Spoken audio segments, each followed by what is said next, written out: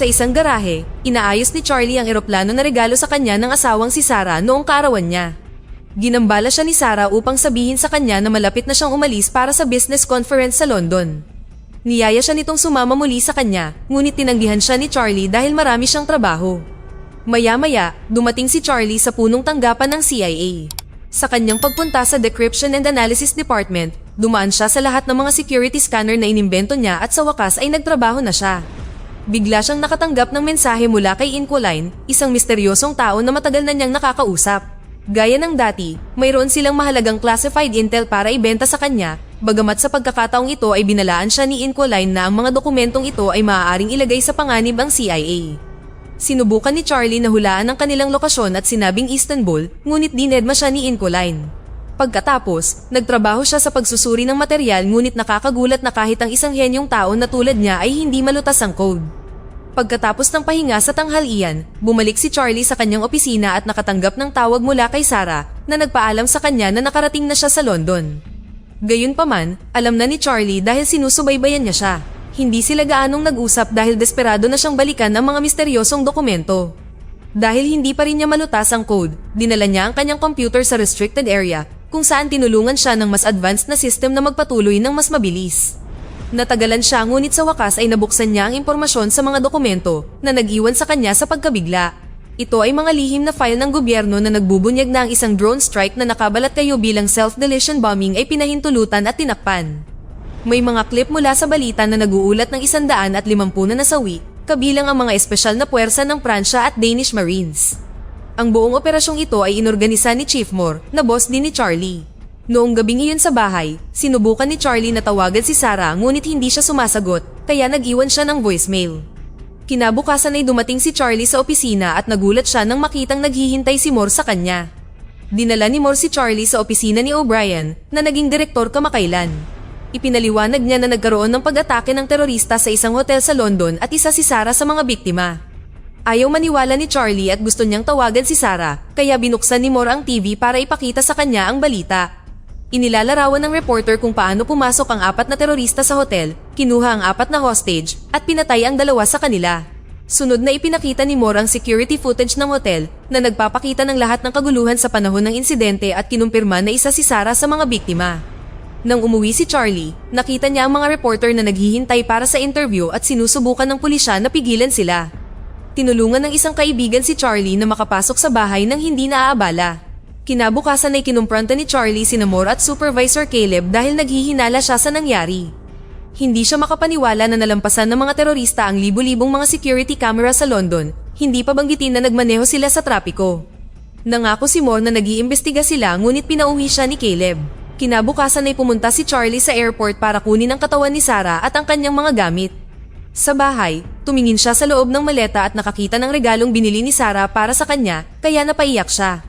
Pagod na nasa bahay, bumalik si Charlie sa trabaho at ginamit ang restricted computer para i-hack ang mga security camera sa hotel at mga kalapit na kalye. Pinagsama-sama niya ang timeline ng mga kaganapan at ipinakita ito sa kanyang mga superior. Ang 4 na terorista ay nagnakaw ng isang sasakyan sa East End, pagkatapos ay pumasok sa hotel sa pamamagitan ng service kung saan propesyonal nilang inalis ang lahat ng mga bakas at DNA. Lumilitaw na nakipagpulong sila sa Impact Investments mula sa Indonesia ngunit may nangyaring mali at nagsimula ang pagtatalo sa pasilyo. Nagalit ang isa sa mga security ng kumpanya kaya nagpaputok ang isang terorista na ikinamatay ng isa sa mga gwardya at naiwan ng isa sa kritikal na kondisyon. Agad na inalerto ang security ng hotel at tumawag sila ng pulis. Desperado na umalis sa gusali nang hindi nahuhuli, pumasok ang mga terorista sa conference room at kumuha ng ilang hostage. Dinala si Sarah dahil sinusubukan niyang tulungan ng ilan sa mga attendant na makatakas. Gumawa si Charlie ng analysis ng boses at mukha kaya nakuha niya ang pagkakakilanlan ng 4 na terorista. Sila ay si Mishka mula sa Moscow, isang dating South African Special Forces operative na tinatawag na Lawrence, mercenaryong si Horst, at dating intelligence officer na si Gretchen. Nang mapansin ang kawalan ng reaksyon ni Caleb at Moore, napagtanto ni Charlie na alam na nila ang lahat ng ito. Sinabi nila kay Charlie na nagtatrabaho na sila para dito at pinapunta siya sa therapist.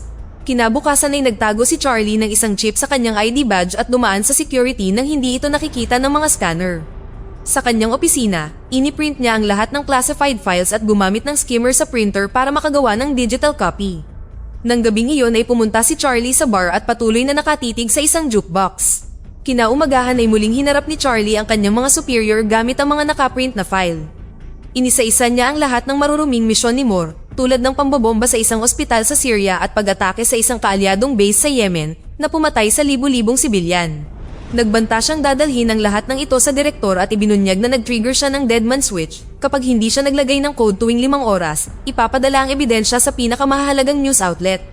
Kapalit ng kanyang pananahimik, humingi si Charlie ng buong pagsasanay sa CIA, mga pekeng pasaporte, pera, baril, at impormasyon sa mga pumatay kay Sarah. Pagkatapos ng pulong, bumalik si Charlie sa kanyang sasakyan at sumuka dahil sa stress. Sa opisina, sinabi ni Moore na ang deadman switch ay panakot lamang, ngunit iginiit ni Caleb na hindi nila ito maaaring ipagsapalaran. Hahanapin nila ang trigger kung ito ay talagang panakot lamang, at pagkatapos ay maaari nilang ayusin ang isang nakamamatay na aksidente sa panahon ng pagsasanay ni Charlie. Maya-maya ay sinusubukan ni Caleb at ng kanyang team na maunawaan kung paano kinopya ni Charlie ang mga kumpidensyal na file.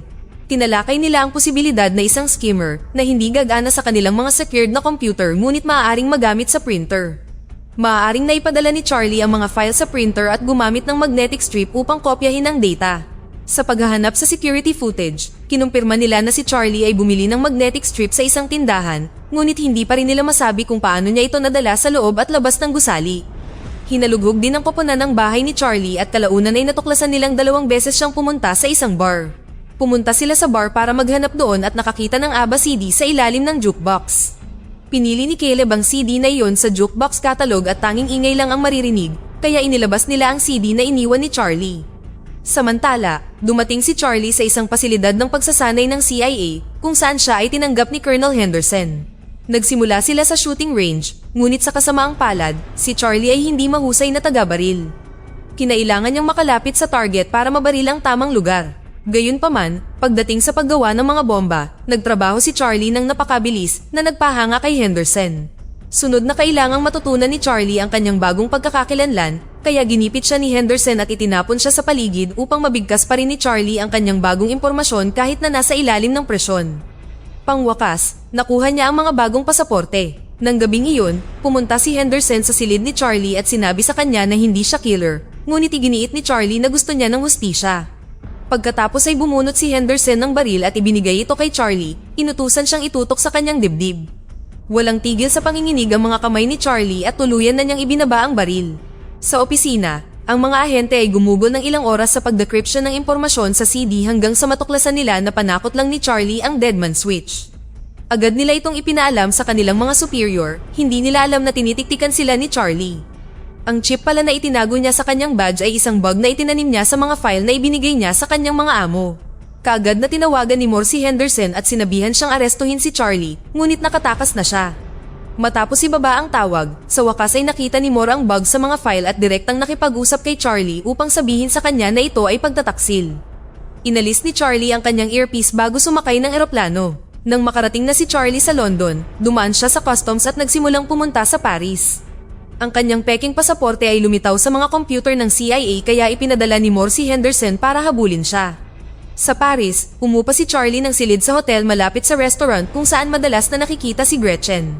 Sa kalaunan, nagpakita siya at may sapat na distansya para simulan niyang subaybayan ang kanyang cellphone. Pagkatapos ay ginugol ni Charlie ang araw sa labas ng gusali ni Gretchen at naghintay hanggang sa umalis siya. Nang lumabas ang isang nangungupahan, ginamit niya ang pagkakataong makapasok sa loob.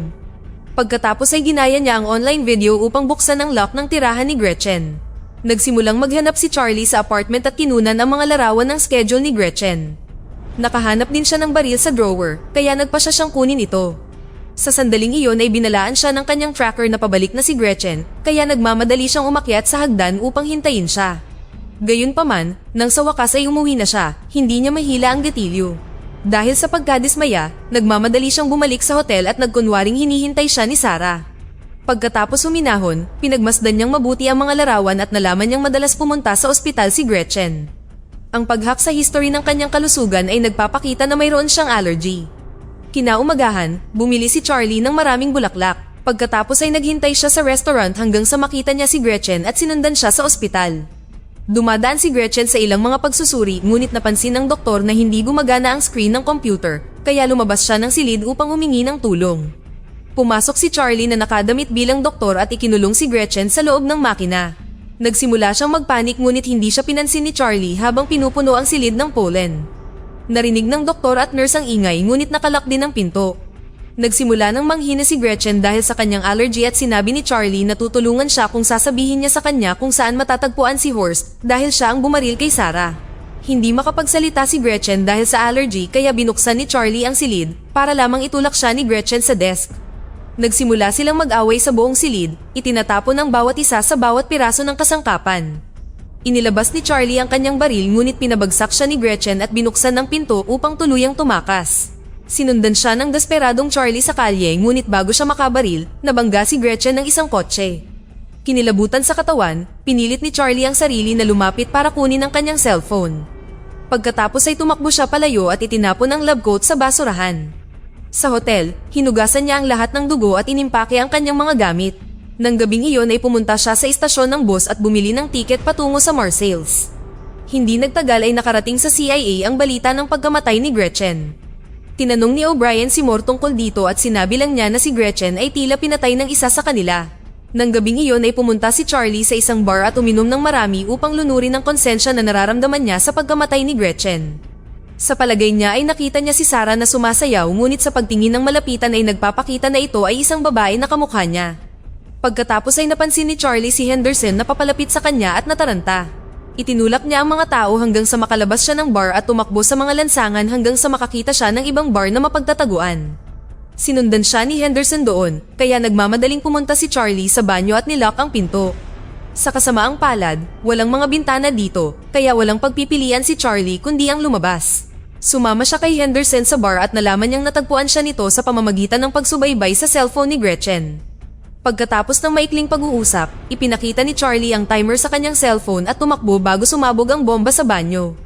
Sinakop ng kaguluhan ng bar at nawala sa paningin ni Henderson si Charlie. Ang tracker sa kanyang telepono ay hindi na rin gumagana. Kinaumagahan, nakipag-ugnayan si Charlie kay Incoline para humingi ng tulong at umalis sa cargo plane papuntang Turkey. Sa Istanbul, pumunta siya sa restaurant at nag-text kay Incoline. Nang mapansin ang pagtunog ng cellphone ng isang lalaki, sinubukan niyang lapitan siya ngunit hinarangan siya ng isang babae na nagsabi sa kanya na tingnan ang kanyang cellphone. Pagkatapos ay umalis si Charlie sa restaurant at muli siyang nilapitan ng babae na kinumpirma na siya si Incoline.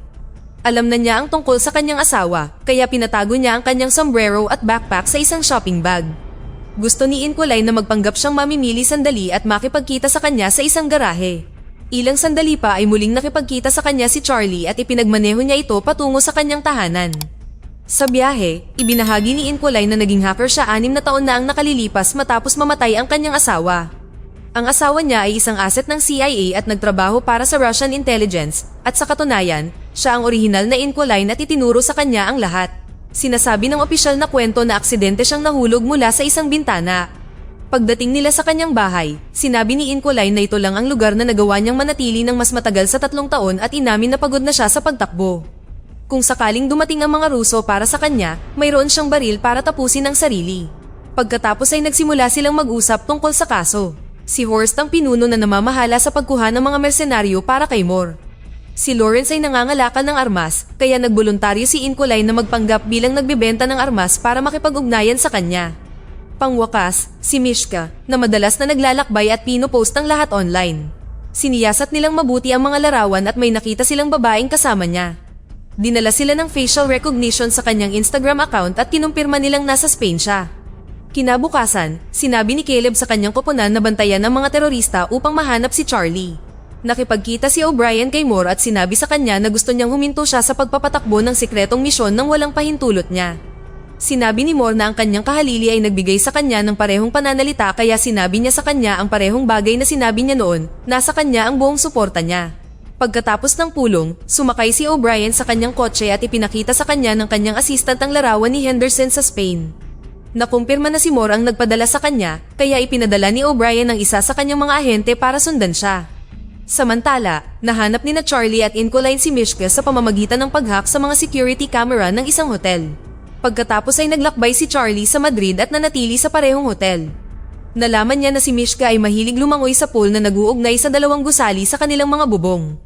Kasabay nito, sinusubaybayan ni Henderson si Charlie sa lugar. Kinabukasan ay nagsimulang gumawa si Charlie ng device na tutulong sa kanya na makuha si Mishka at itinago ito sa loob ng hotel. Pagkatapos, sinundan niya si Mishka sa bar, hindi alam na nasa lobby si Henderson.